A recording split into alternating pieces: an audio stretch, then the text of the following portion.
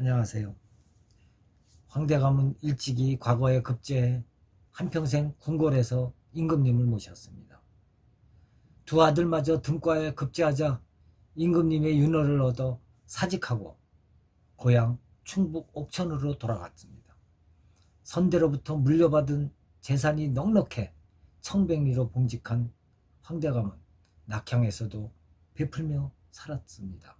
사랑방에는 언제나 문우가 들끓었고 거지들은 배불리 먹고 갔으며 탁발승은 넉넉하게 자루를 채워갔던 것이죠.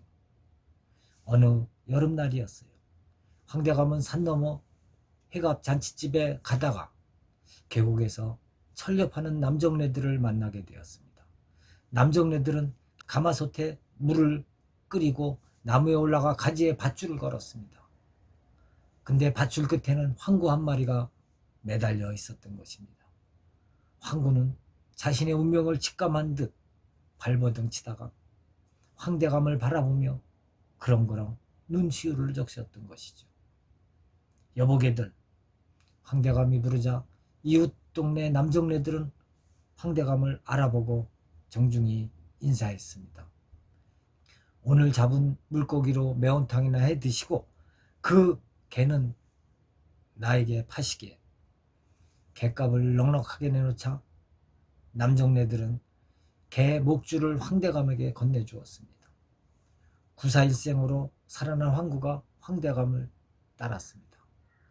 잔치집에서 음식을 얻어 황구에게 배불리 먹인 황대감은 돌아올 때 개 목줄을 풀어주었습니다. 하지만 황구는 황대감 곁을 떠나지 않았습니다.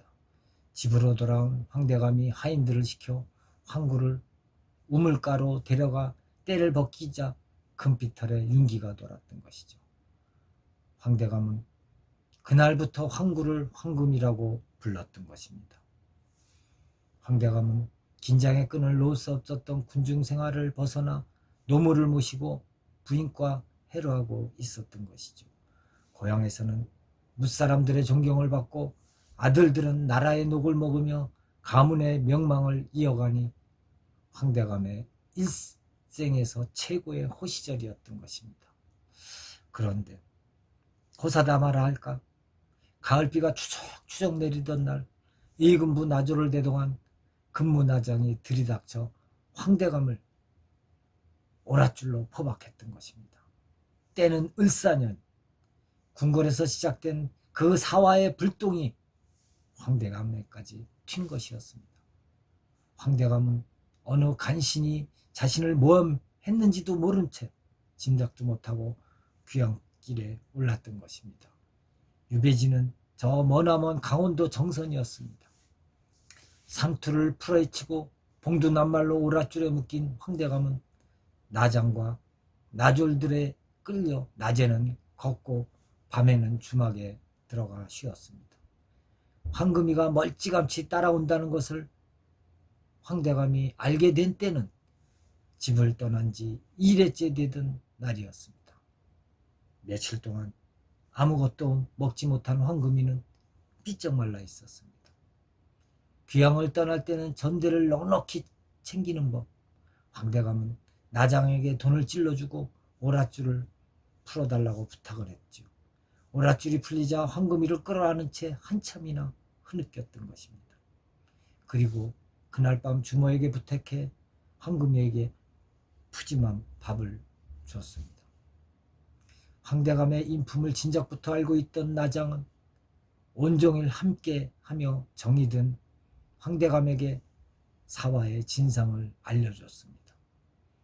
황대감은 누구의 모함으로 귀향길에 올랐는지 알게 됐지만 속수무책으로 정성까지 가는 수밖에 없었습니다.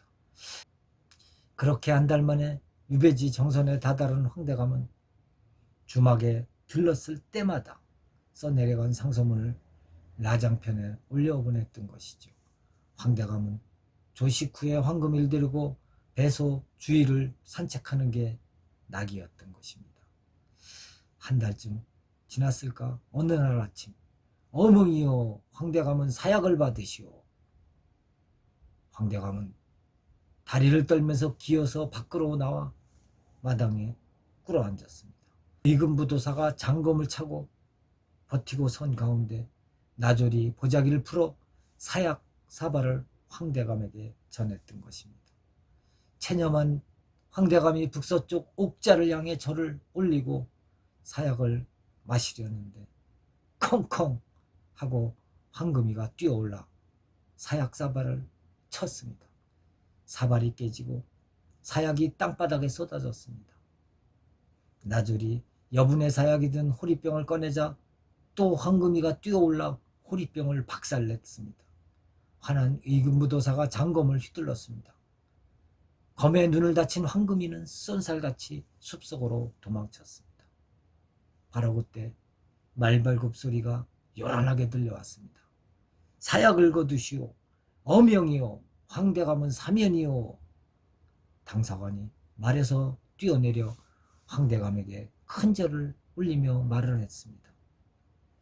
가을이 지나고 겨울이 막바지로 치달았습니다. 금은날 밤이었습니다. 옥천 황대감 댁에서는 웃음소리가 끊이지 않았습니다. 안채에서는 떡국떡을 썰고 만두를 빚었습니다.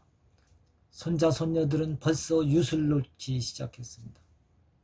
하지만 사랑방에서는 황대감이 술잔을 기울이며 시름에 젖어들었습니다. 그대로 쓰러져 얼마나 잠이 들었나. 설날 아침 동창이 밝았습니다. 컹컹 황대감이 벌떡 일어났습니다. 황금이가 찾아온 것입니다. 그것도 애꾸가 된 채로. 그렇습니다. 자신을 살려준 그 은혜에 보답하는 저 개, 동물이지만 사람보다 낫지 않나 이런 생각이 드네요. 감사합니다.